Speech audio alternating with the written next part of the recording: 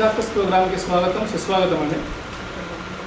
మనకి ఈ ప్రోగ్రాం ద్వారా ప్లాస్టిక్ సర్జరీ స్పెషాలిటీ గురించి ఈ కామన్ పబ్లిక్కి అవేర్నెస్ క్రియేట్ చేద్దామని ట్రై చేస్తూ ఉన్నాము. ఈ సీక్వెన్స్లో సుమారుగా ఒక 15 ప్రోగ్రామ్స్ దాకా మనం ప్రజెంట్ చేశాము. సో చాలామంది ప్రేక్షకులు దీన్ని ఆదరిస్తున్నారు. ఆ ప్రోగ్రామ్ని అర్థం చేసుకుని వాళ్ళకి అవసరమున్న సలహాలు అవి తీసుకుంటున్నారు. వాళ్ళకి ఏదైనా డౌట్స్ ఉంటే మాకు మెయిల్స్ ద్వారా డౌట్స్ పంపిస్తున్నారు. ఈ డౌట్స్ అందరికీ పనికొచ్చేవి కాబట్టి ఇది మనకి ఈ ప్రోగ్రాం ద్వారా మన ప్రేక్షకులందరికీ తెలియజేసే ప్రయత్నం చేస్తున్నాము. సో మనం ఒక ప్రేక్షకులు రాసిన ప్రశ్న ఏమిటంటే, ఈ ప్లాస్టిక్ సర్జరీ అంటే ఏమిటి, ఆ తర్వాత అది కాస్మెటిక్ సర్జరీ అంటే ఏమిటి అని అడిగారు. సో ప్లాస్టిక్ సర్జరీ అనేది చాలా బ్రాడ్ టర్మ్ అండి. సో సాధారణంగా ప్లాస్టిక్ సర్జరీ ఒరిజినల్గా ఆ పదానికి అది ఎట్లా వచ్చింది అంటే, ప్లాస్టికోస్ అంటే మోల్డింగ్, అంటే మనము శరీరంలో ఉన్న భాగాలని వివిధ ఆకృతుల్లో మార్చి ఎక్కడైతే మనకు అక్కడ అవసరమో అక్కడ ఆ పార్ట్స్ని ఇక్కడ అటాచ్మెంట్ చేసి లేదా various types of reconstructive procedures చేసి కొన్నిసార్లు మనము శరీరంలోని భాగాలే కాకుండా కొన్ని కృత్రిమంగా అవసరమైన పదార్థాలను కూడా వాడుకుంటా ఆ శరీర ఆకృతి మనం తయారు చేసే ప్రయత్నం చేస్తున్నాము. సో దీనివల్ల మనము శరీరంలో ఉండే టిష్యూస్ని మనం మోల్డ్ చేస్తున్నాము కాబట్టి ప్లాస్టిక్ అనే పదానికి అర్థం మోల్డబిలిటీ అని, కాబట్టి దీన్ని ప్లాస్టిక్ సర్జరీ అంటారు. అంతేగాని ప్లాస్టిక్ అనే ఒక పదార్థానికి మన స్పెషాలిటీకి ఎటువంటి సంబంధం లేదండి. ప్లాస్టిక్ పదార్థాలకి ఈ ప్లాస్టిక్ సర్జరీ స్పెషాలిటీకి ఎటువంటి సంబంధము లేదు. కాకపోతే మనం ఈ ప్లాస్టిక్ సర్జరీలో కొన్నిసార్లు నేను ఇంతకుముందు చెప్పినట్టుగానే ఆ పేషెంట్ యొక్క అవసరాన్ని బట్టి వాళ్ళ శరీరంలో ఉన్న భాగాలు వాడుకోవడమే కాకుండా కొన్ని కృత్రిమమైన పదార్థాలు కూడా వాడాల్సి ఉంటుంది. అటువంటి వాటిలో ముఖ్యమైన మనం సిలికోన్ అంటాం మనం.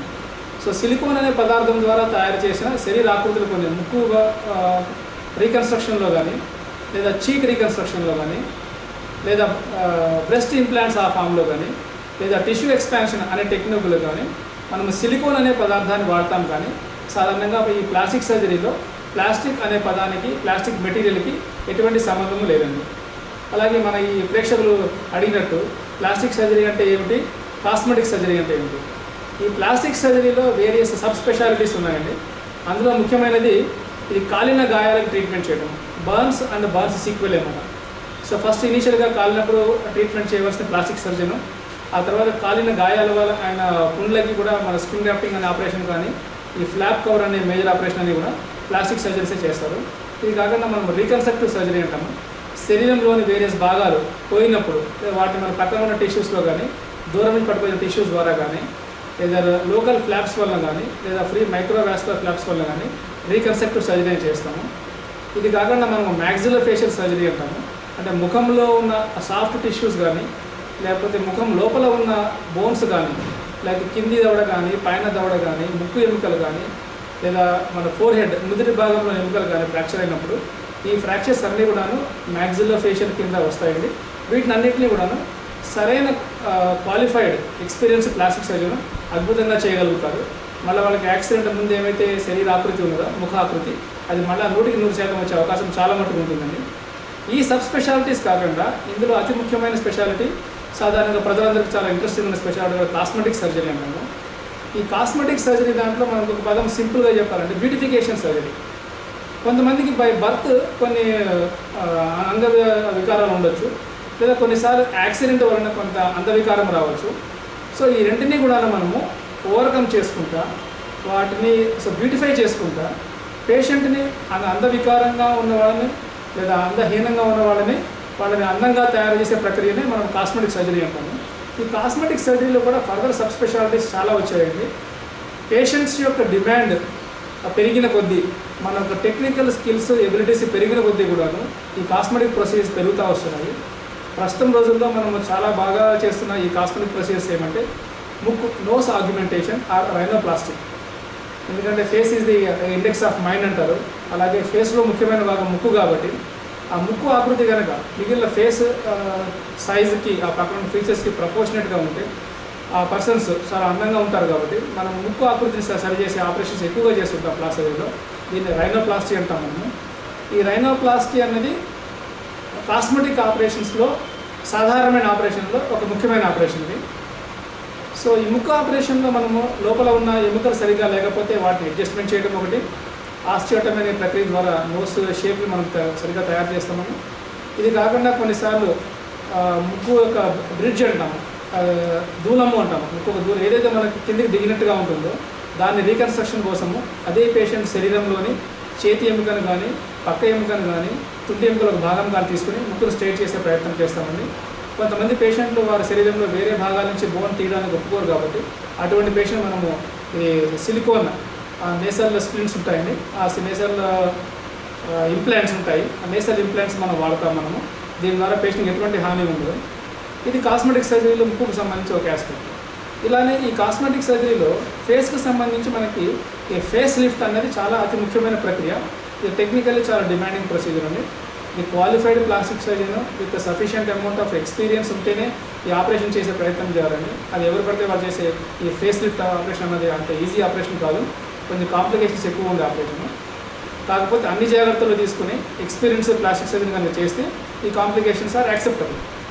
ఈ ఫేస్ లిఫ్ట్ ఆపరేషన్ ఎవరు చేస్తామంటే ఒక వయసు వచ్చిన తర్వాత శరీరంలో ముడతలు పడి, ఎస్పెషల్లీ ఫేస్లో ముడతలు ఎక్కువగా ఉంది, వాటిని కన్జర్వేటివ్ మెథడ్స్ లేదా మెడికల్ మేనేజ్మెంట్ ద్వారా ఆ ముడతలు మనం ఇంప్రూవ్మెంట్ చేయలేకపోతే కనుక వాళ్ళు వయసు ఎక్కువగా కనిపించకుండా వయసును తక్కువ చేసే ఆపరేషన్ లాగా దీన్ని శరీరంలో ముఖ్యంగా ఫేస్లో ఏదైతే చర్మం వేలాడుతూ కనిపిస్తుందో, ఎక్కడైతే మన శరీరంలో గీతలాగా ఎక్కువ కనిపిస్తుంటాయో వాటిని ఫేస్ లిఫ్ట్ అనే టెక్నిక్ ద్వారా మనం ఎక్సెస్ స్కిన్ అంతా తీసేసి టిష్యూస్ని అండర్లైన్ బోన్స్ని యాంకర్ చేసుకుంటాం.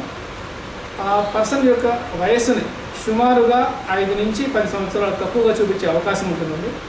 ఇది మన కాస్మెటిక్ సర్జరీలో ఫేస్ లిఫ్ట్ అనేది ఒక ముఖ్యమైన ఆపరేషన్. ఈ కాస్మెటిక్ ప్రొసీజర్స్లో ఈ మధ్య కాలంలో పేషెంట్స్ ఎక్కువగా అడుగుతున్నది మమ్మల్ని ఈ బోటాక్స్ ఇంజెక్షన్స్ ఒకటి, plus second thing is fillers, facial fillers అంటాము. ఈ ఫిల్లర్స్ ఆపరేషన్ ఒకటి మనం ఫ్రీక్వెంట్గా చేస్తూ ఉన్నాము. కాకపోతే వీటిలో ఏంటంటే ఇది కొంచెం ఖర్చుతో కూడుకున్న వ్యవహారం. ఇది ఈ ఫిల్లర్స్ ఆ తర్వాత బోటాక్స్ ఇంజెక్షన్స్ పేషెంట్స్ అది పర్చేజ్ చేసుకోవాల్సి ఉంటుందండి. ప్రస్తుతానికి ఈ రెండు కూడాను అందరి పేషెంట్కి కూడా అందుబాటులో లేదు. ఇది కొంచెం ఎక్స్పెన్స్తో కూడుకున్న వ్యవహారం కాబట్టి కొంచెం ఫస్ట్ పేషెంట్స్ మేము కౌన్సిల్ చేస్తాము. వాళ్ళ ఆర్థిక స్తోమతను బట్టి వాళ్ళకున్న అవసరాన్ని బట్టి మేము ఈ సలహా ఇవ్వడం జరుగుతుందండి. ముఖ్యంగా యాక్టింగ్ ఫీల్డ్లో ఉండే వాళ్ళకి ఇవన్నీ బాగా అవసరం ఉండొచ్చు. ఎందుకంటే శరీరం ముఖం మీద ముడతలు అవన్నీ ఉంటే కనుక వాళ్ళు యాక్టింగ్ అంతగా సూటబుల్ కాదు కాబట్టి వాళ్ళు యంగ్గా కనిపించే ప్రయత్నం దాంట్లో ఈ ఫేషియల్ ఫిల్లర్స్ అతను బోటాక్స్ ఇంజెక్షన్స్ అవన్నీ ఈ పేషెంట్ స్పెసిఫిక్గా వాడుతుంటామని. ఈ రెండే కాకుండా ఈ మధ్యకాలంలో మనల్ని పేషెంట్స్ ఎక్కువగా వచ్చి మమ్మల్ని అప్రోచ్ అయ్యే హెల్ప్ ఏంటంటే ఇది పీలింగ్ అంటాం మనం. సో కెమికల్ పీల్స్ అని ఉంటాయి కొన్ని. సో దీని ద్వారా కూడా ఫేస్ మీద ఉన్న ముడతలు కానీ లేదా చిన్న చిన్న మచ్చలు కానీ లేదా ఓవరాల్గా ఫేస్ కొంచెం కాంప్లెక్షన్ చేంజెస్ కానీ కూడా ఈ కెమికల్ పీల్స్ వలన మనము ఇంప్రూవ్మెంట్ పేషెంట్కి ఇచ్చే అవకాశం ఉంటుందండి. ఇవన్నీ కూడాను సరైన qualified plastic surgeon with adequate exposure, అంటే ప్లాస్టిక్ సర్జరీలో నిష్ణాతులైన వైద్యులు, ఈ పర్టికులర్ ఫీల్డ్లో అనుభవం ఉన్న వాళ్ళు, లేదా కొంతమంది డెర్మటాలజీ డాక్టర్లు ఉంటారు, వాళ్ళు కూడా ఈ ప్రొసీజర్స్ రెగ్యులర్గా చేస్తుంటారు. ఇది ఒక హాస్పిటల్ సెటప్లో పేషెంట్కి ఏదైనా అవసరం ఉంటే కనుక ఎమర్జెన్సీ రిసెసిటేటివ్ ప్రొసీజర్స్ అవైలబుల్ ఉన్న హాస్పిటల్లో చేస్తే కనుక ఇవన్నీ కూడాను మనం ఇంచుమించుగా 100% సేఫ్ అయిన ప్రొసీజర్స్ చెప్పొచ్చండి. కాకపోతే ఇవి చేస్తున్నప్పుడు పేషెంట్ని ముందుగా కౌన్సిలింగ్ చేసి ఈ కౌన్సిలింగ్లో వాళ్ళకి పూర్తిగా ఎక్స్ప్లెయిన్ చేయాలి. ఈ ఆపరేషన్స్ చేయడం వల్ల లేదా ఈ ప్రొసీజర్ చేయడం వల్ల వాళ్ళకి ఎంత ఇంప్రూవ్మెంట్ వస్తుంది, దానివల్ల సైడ్ ఎఫెక్ట్స్ ఏమిటి, ఏమైనా రిస్క్ ఏమైనా ఉంటున్నాను. ఈ కాస్మెటిక్ ప్రొసీజర్లో ఈ మధ్య కాలంలో ఇంకా ఫ్రీక్వెంట్ పేషెంట్గా వచ్చే ప్రొసీజర్ లైపోసక్షన్ ఒకటి. సో లైపోసక్షన్ కూడా చాలా అపోహలు ఉన్నాయి. నేను ఇంతకుముందు చెప్పినట్టుగానే లైపోసక్షన్ అంటే శరీరంలో ఉన్న ఫ్యాట్ మొత్తం తీసేసే వెయిట్ రెడ్యూసింగ్ ఆపరేషన్ కాదండి. ఎక్కడైతే లోకలైజ్డ్ ఏరియాస్లో లోయర్ అబ్డామిన్లో కానీ థైస్లో కానీ బటక్స్లో కానీ లేదా ఆమ్లో కానీ లేదా ఏదైనా ఒక పర్టికులర్ శరీర భాగంలో కనుక లోకలైజ్డ్ అక్యుములేషన్ ఆఫ్ ఫ్యాట్ ఉంటే ఆ ఫ్యాట్ని మనము ఏదైనా సిరింజ్ సక్షన్ ద్వారా కానీ లేదా మెషిన్ యూజ్ చేసుకుంటే లైపోసక్షన్ ద్వారా కానీ మనం ఫ్యాట్ని తీసేస్తే ఆ పేషెంట్కి శరీరాకృతి బాగా వస్తుంది. కాకపోతే నేను మళ్ళీ చెప్తున్నట్టుగానే ఇది వెయిట్ రెడ్యూసింగ్ ఆపరేషన్ కాదు. ఈ ఆపరేషన్ కూడా క్వాలిఫైడ్ ప్లాస్టిక్ సర్జన్ ఒక హాస్పిటల్ సెటప్లో చేస్తే కనుక పేషెంట్స్కి ఎటువంటి ఇబ్బంది లేకుండా మంచి రిజల్ట్స్ మనం పేషెంట్స్ని అందించే అవకాశం ఉంటుంది.